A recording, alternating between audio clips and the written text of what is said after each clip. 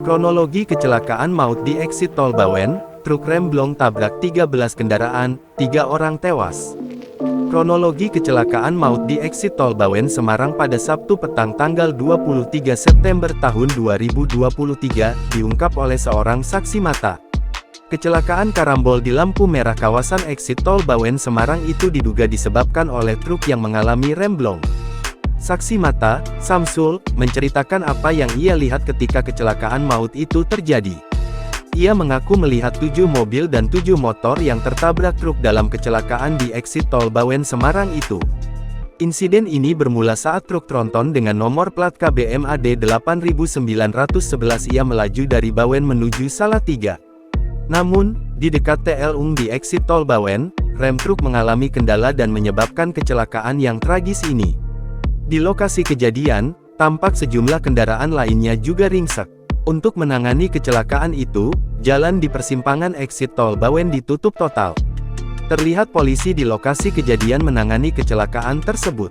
Petugas pemadam kebakaran juga berada di lokasi kejadian untuk membersihkan jalan dan relawan membantu pengaturan lalu lintas. Adapun situasi arus lalu lintas kendaraan di kedua arah padat merayap. Berdasarkan keterangan polisi, ada 4 motor dan 9 mobil menjadi korban dalam kecelakaan itu.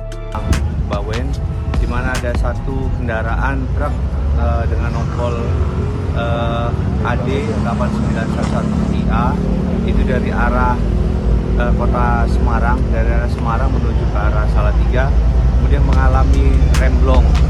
Kemudian karena remblong itu kemudian menabrak sekitar 4 atau 5 kendaraan yang menyebabkan ada 3 warga, 3 orang yang meninggal dunia.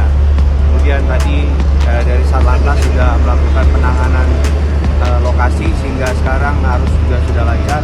Kemudian untuk korban sudah ditangani dibawa ke rumah sakit Atin Bawen. Kemudian untuk pengendara kendaraan truk dan kenaiknya juga sudah kita amankan. Ringannya ada 9 orang, tapi meninggal dunianya 3 orang.